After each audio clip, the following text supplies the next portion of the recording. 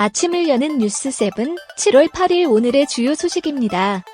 라임 옵티머스 사태 과정에서 금융감독원의 총체적 감독 부실이 있었다는 감사원 감사 결과가 발표된 직후 금감원 금융회사에 과도한 중징계를 내릴 명분을 잃었다며 기관의 권한을 축소해야 한다는 목소리가 커지고 있습니다.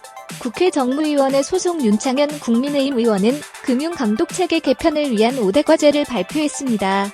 감독체계 혁신의 첫 번째는 은행 등 금융회사의 중징계 이상 징계 권한을 모두 금융위로 환원하는 것이라고 강조했습니다.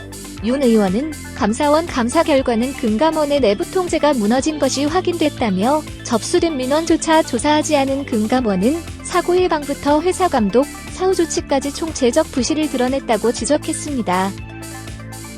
조윤병 신한금융그룹 회장이 그룹 핵심 가치를 끌어올리기 위해 과감한 혁신 드라이브를 주문했습니다. 조 회장은 7일 비대면 방식으로 진행된 제1회 신한문화포럼에서 기업 문화의 대전환을 촉구했습니다.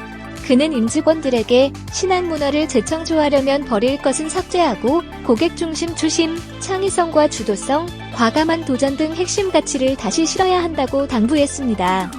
이어 금융권 특유의 관료주의에서 탈피할 것을 주문하면서 삭제와 제적자의 실행을 위해 초심을 바탕으로 모든 영역에서 고객에게 더 다가가야 한다.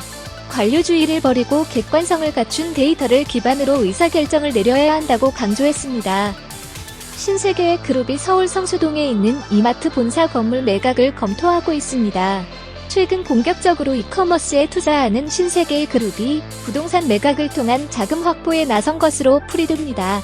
건물을 펀드에 매각한 뒤 재임대하는 세일앤드리스백 방식으로 이를 통해 신세계그룹은 약 1조 원대의 자금을 확보할 수 있을 것으로 예상됩니다. 이마트는 아직 공식적으로 확정된 것은 없다며 신중한 입장을 보이고 있습니다.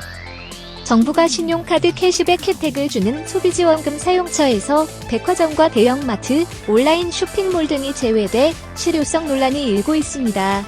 코로나 여파로 대형마트나 온라인 쇼핑몰을 이용하는 소비자들이 크게 늘어났는데 상황을 고려하지 않은 행정 편의적 사고라는 지적입니다. 대형마트나 온라인 쇼핑몰에 입점한 판매자 대부분이 소상공인, 중소기업 상품이라는 지적도 나옵니다. 이러한 논란이 일자 민주당은 제한된 사용처 중 백화점 내 명품 매장은 제외하고 온라인 쇼핑몰과 대형마트 등을 포함시키겠다고 밝혀 주목됩니다. 오비맥주가 카스 유리병 색깔을 투명병으로 바꾸자 기존 갈색병을 재활용해오던 업계에서는 적체 문제로 몸살을 앓고 있습니다. 유리병 재활용률은 90%로 대부분 주류 업체가 소화하고 있는데 맥주 시장 점유율 38%인 카스가 유리병 색을 바꾸자 갈색병이 쌓이게 된 것입니다. 앞서 하이트진로도 테라 병 색깔을 초록색으로 바꾸면서 재활용 갈색병 적체 논란이 빚어진 바 있습니다. 재활용 업계에서는 유리병 표준화, 재사용 확대 등을 요구하고 있습니다. 구지은 아워홈 대표 체제가 출범한 지 한 달이 됐지만 회사 경영 여건은 녹록치 않습니다. 코로나19로 인한 실적 부진의 투자 부담도 겹쳐 신용 등급까지 강등됐습니다. 대표 취임 직후 대규모 배당금을 책정해 한 차례 논란을 빚은 구지은 대표가 아워홈 체질 개선에 성공해 경영 능력을 입증할 수 있을지 관심이 쏠리고 있습니다.